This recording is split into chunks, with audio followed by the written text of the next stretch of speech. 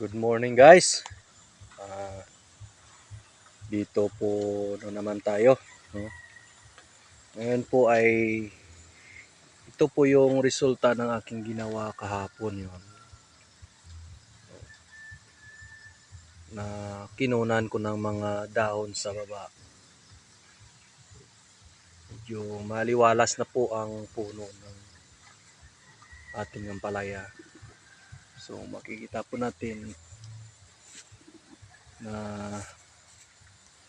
napakaganda po. So ay sa araw na to medyo makikita na po natin yung mga bulaklak ng ating ampalaya. Madami na po yung kanilang bulaklak. Within 10 days siguro malalaki na yung mga bunga nito, no? Po may mga maliliit na bulaklak. So, sana mabubuo na yan, no? Yan po. So, magdamag malakas yung hangin. Ang talbos ng ating ampalaya ay mababa.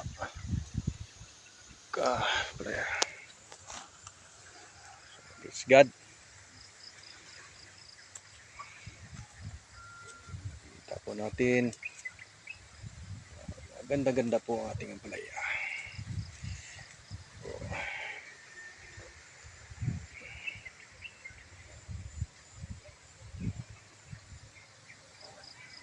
Actually po itong aking ampalaya ay itong area po ng ampalaya na to. Itong aking tinaniman po. Actually po ito po ay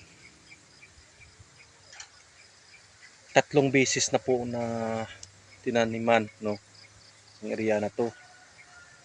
Pero makikita po natin na maganda pa rin. Maganda pa rin ang pagtubo ng ampalaya. Sabi ng iba pag nataniman daw susunod na mga tanim parang hindi na maganda. Pero yung sa akin na to ay makikita natin na okay pa rin. Magalago pa rin yung ampalaya. Ito ka, ampalaya. Oh, maganda pa rin sila. Sana po lumago at magbunga pa ng marami. Kahit na 3 beses na tinaniman.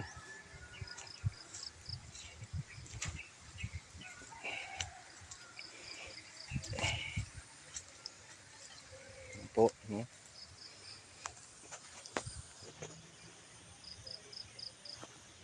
Po, maliwalas po ang puno ng palaya na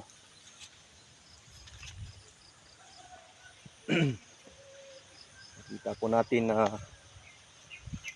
maayos pa rin po ang pagtubo ng ating ampalaya. So, yan po, araw na to makikita natin